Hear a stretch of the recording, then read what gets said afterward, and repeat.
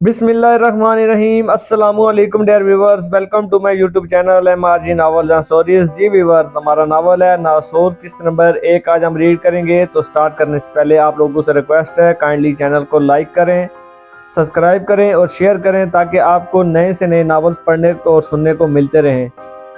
तो स्टार्ट करने से पहले आप लोगों से काइंडली रिक्वेस्ट है कि काइंडली लाइक लाजमी कर लें और सब्सक्राइब कर लें। तो चलिए स्टार्ट करते हैं।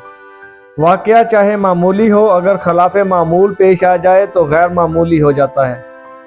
आज मैं आपको अपनी पेशा वराना ज़िंदगी का एक ऐसा ही वाक़या सुनाता हूँ।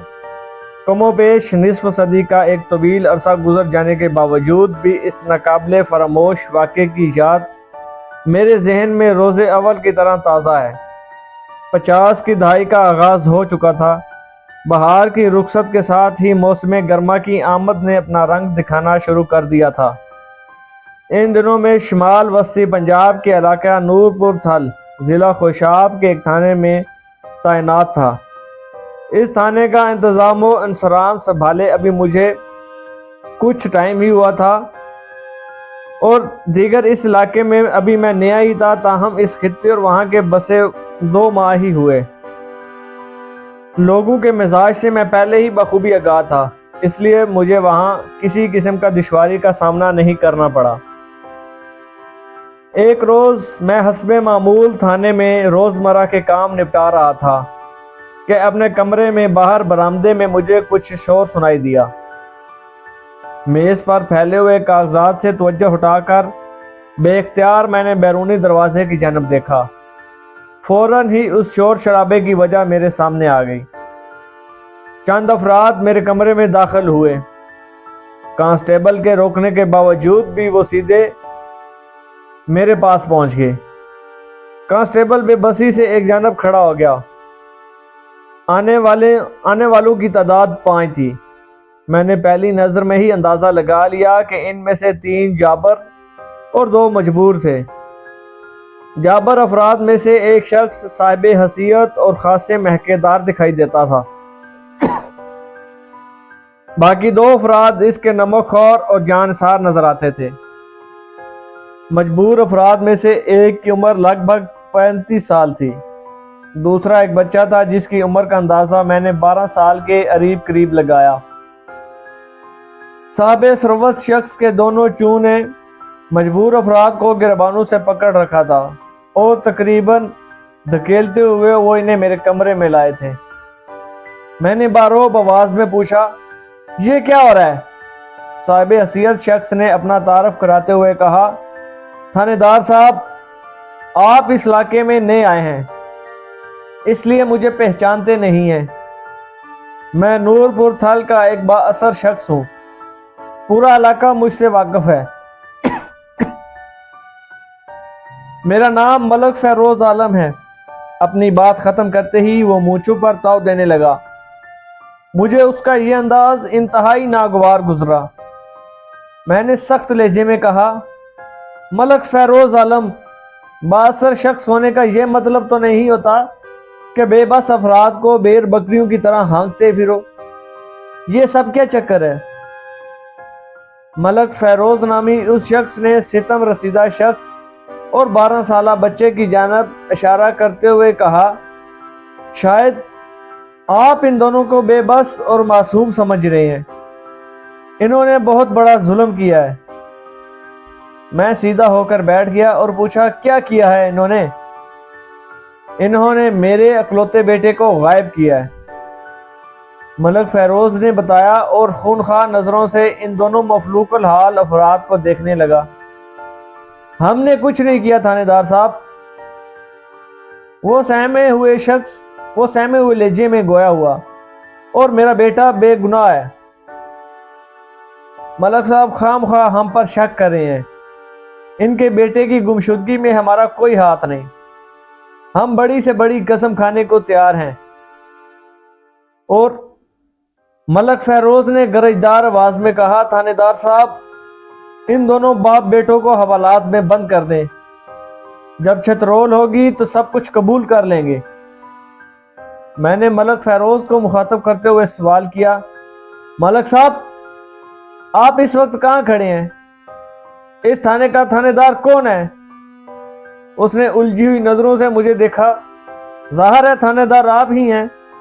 اس کی الجھن بدستور قائم تھی۔ میں نے کہا تو پھر تھانے دارنی مجھے ہی کرنے دیں، میں ہی بہتر سمجھتا ہوں کہ کس کو حوالات میں بند کرنا ہے اور کون چھترول کا مستحق ہے۔ میرے لہجے کی تلخی نے اسے سلگا دیا۔ تپے ہوئے انداز میں بولا، شاید آپ کو میری حیثیت اور طاقت کا اندازہ نہیں ہے، اسی لیے اس لہجے میں بات کر رہے ہیں۔ پہلے کسی تھانے دار نے ملک فیروز عالم کے سامنے اس طرح گفتگو نہیں کی۔ ملک فیروز عالم، میں نے سنسناتے ہوئے لہجے میں کہا، میں دوسرے تھانے داروں سے بہت مختلف ہوں۔ میرا نام ملک صفدر حیات ہے اور میں خالص تھانے دارانہ لہجے میں ہی بات کرتا ہوں۔ اوہ، تو آپ بھی ملک ہیں؟ وہ قدرے نرمی سے بولا، میں پہلے تھانے دار ہوں، بعد میں ملک صفدر حیات۔ آپ تھانے دار ہیں، اسی لیے تو میں ان کم بختوں کو آپ کے پاس لے کر آیا ہوں۔ ملک فیروز عالم کا انداز دوستانہ تھا۔ میں فوری طور پر سمجھ نہ سکا کہ یہ میرے ملک ہونے کا اثر تھا یا تھانے دارانہ روبدار نے اسے نرمی اختیار کرنے پر مجبور کر دیا تھا۔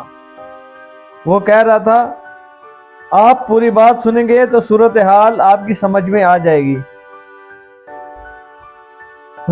میں نے گمبھیر لہجے میں کہا، پوری بات کیا ہے؟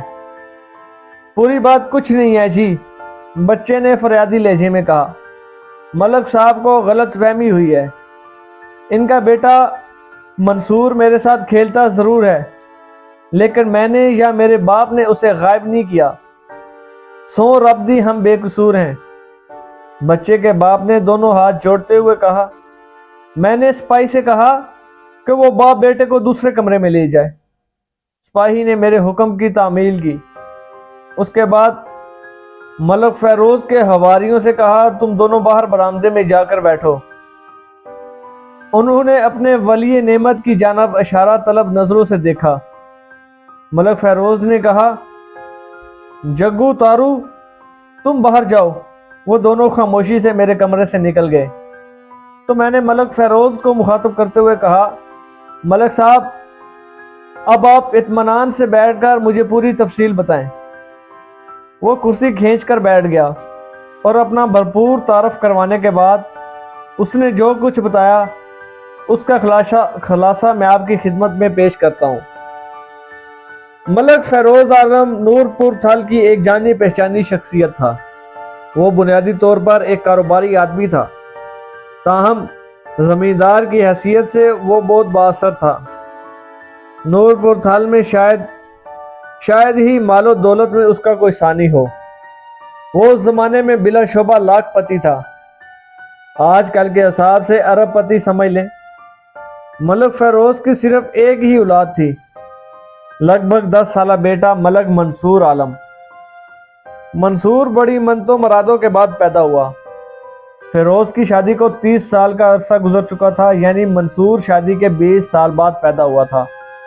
اللہ کی جانب سے انسان کے لیے اس دنیا میں 2 سب سے بڑی آزمائشیں ہیں، مال اور دولت۔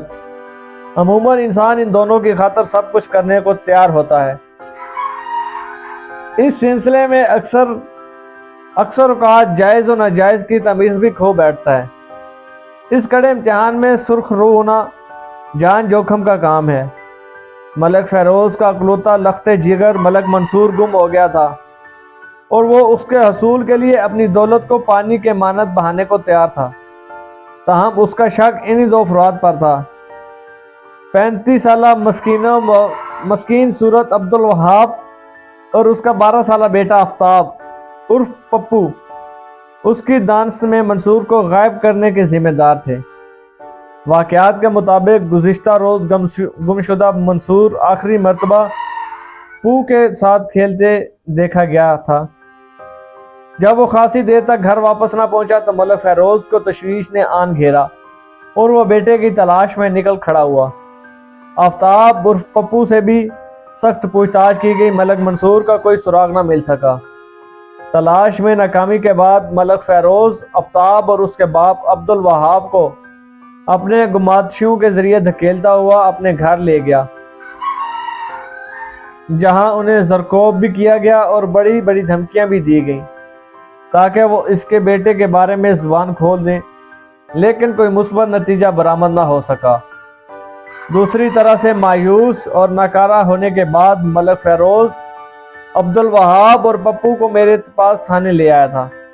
मलक साहब, मैंने अपने सामने बैठे हुए फ़ैरोज़ आलम को मुखातब किया।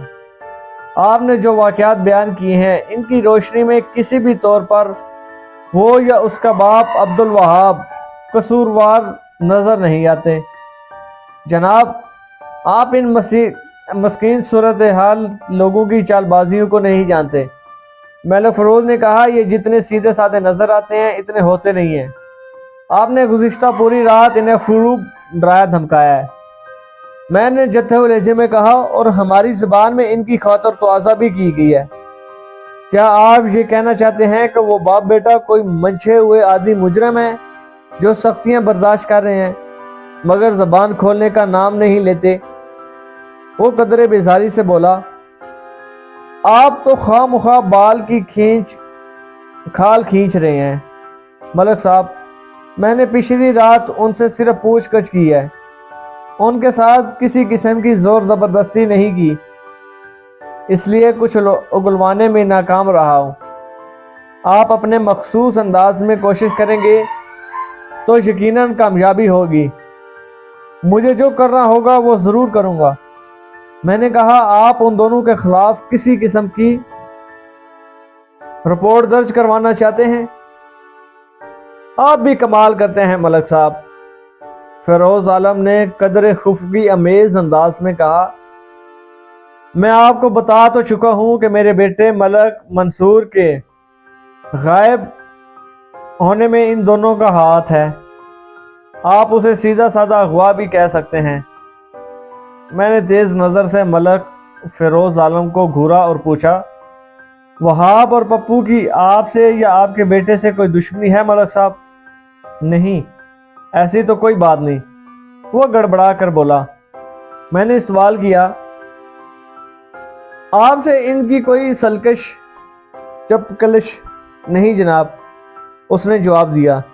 फिर वो आपके साहबजादे को क्यों अगवा करेंगे? उसने मेरे सवाल का जवाब देने की बजाय उल्टा सवाल कर दिया, मलक साहब, आप मंसूर आलम को इन्होंने गायब नहीं किया तो फिर किसने किया है? ये एक अलग सवाल है। मैंने संजीदगी से कहा, और इसका जवाब तलाश करना मैं अपना फ़र्ज समझता हूँ। एक लम्हे के तवक्कुफ़ से मैंने इजाफा किया, मलक फ़ैरोज़ आलम, मैं तो सिर्फ फ़िलहाल ये जानना चाहता हूँ कि अगर आप अपने बेटे के अगवा में इन दोनों बाप बेटों पर शक कर रहे हैं तो इस शक की कोई माकूल वजह क्या है? मेरे शक की वजह तो यही है कि मलक मंसूर कल आखिरी मर्तबा पप्पू के साथ खेलते हुए देखा गया है। आपकी पूछ-गुछ के जवाब में पप्पू ने इस सिलसिले में आपको क्या बताया? लाइल्मी का इजहार करता है। मैं बोला, वो मुसलसल अपनी लाएं और कदरे कुछ नहीं। दरे खुसीले लहजे में कहा, आपने उनके घर की तलाशी भी ली थी? बिल्कुल ली थी, वो जल्दी से बोला। मलक, वहाँ से अगर मसूर बरामद नहीं हुआ? मैंने कहा, देखिए मलक साहब, मुझे आपके बेटे की गुमशुदगी का दिली अफसोस है, और मैं आपको यकीन दिलाता हूँ कि इसकी बाजियाबी के लिए मैं हत्ता अल-इम्कान कोशिश करूँगा, लेकिन इस सिलसिले में जोश से नहीं बल्कि होश से काम लेने की ज़रूरत है। आप क्या करना चाहते हैं? मैंने कुछ करने से पहले अब्दुल वहाब और उसके बेटे आफ्ताब उर्फ पप्पू से कड़ी पूछताछ करना चाहता हूँ। मैंने पुरसोच लहजे में कहा, ठीक है, आप उन दोनों को यहाँ बुला लें। नहीं, मैं आपकी मौजूदगी में इनसे सवाल जवाब नहीं करना चाहता। मैंने नफी में सर हिलाते हुए कहा, आप थोड़ी देर के लिए बाहर बरामदे में जाकर बैठें। उसने नागवार अमेज नज़रों से मुझे देखा मगर किसी किस्म की मुज़ाहिमत का मुजाहरा नहीं किया। वो मेरे कमरे से निकल गया। मैंने कांस्टेबल को अंदर बुलाया और कहा, शेर मोहम्मद, ज़रा इन बाप बेटे को मेरे कमरे में लाओ। شیر محمد یس سر کہہ کر جانے لگا تو میں نے آواز دے کر اسے روک لیا اور کہا ان کو باری باری میرے پاس لانا۔ پہلے کس کو لاؤں جناب؟ عبد الوہاب کو۔ Okay sir. وہ سلوٹ مارتے ہوئے بولا۔ تھوڑی دیر بعد عبد الوہاب میرے سامنے کھڑا تھا۔ اس نے اپنے دونوں ہاتھ معافی چاہنے کے انداز میں باندھ رکھے تھے۔ اس کی آنکھوں اور چہروں پر خوف و ہراس نے ڈیرا جما رکھا تھا اور وہ سراپا فریاد نظر آتا تھا۔ جو کانسٹیبل اسے لے کر آیا تھا وہ اس کے عقب میں اٹینشن کھڑا تھا۔ کانسٹیبل کو مخاطب کرتے ہوئے روبدار لہجے میں کہا، شیر محمد، میرے سوال کے جواب میں اگر عبد الوہاب نے کسی قسم کی ہیرا پھیری سے کام لینے کی کوشش کی تو تم اسے ضرور یاد دلاتے رہنا کہ یہ اس وقت کہاں کھڑا ہے۔ میرا مطلب سمجھ رہی ہو نا؟ شیر محمد، جی ملک صاحب، بڑی چنگی طرح سمجھ رہا ہوں۔ کانسٹیبل کچھ اور مستعد ہو گیا۔ آپ فکر ہی نہ کریں، میرے ہاتھ میں بڑا کرنٹ ہے۔ پھر اس نے باقاعدہ ہاتھ کو فضا میں بلند کر کے مارنے کا اشارہ دیا۔ جی ویورز، کیسے لگا ہے آپ کو یہ ناول کی ایپیسوڈ نمبر 1؟ تو کائنڈلی چینل کو لائک کریں، سبسکرائب کریں اور شیئر کریں۔ بہت شکریہ۔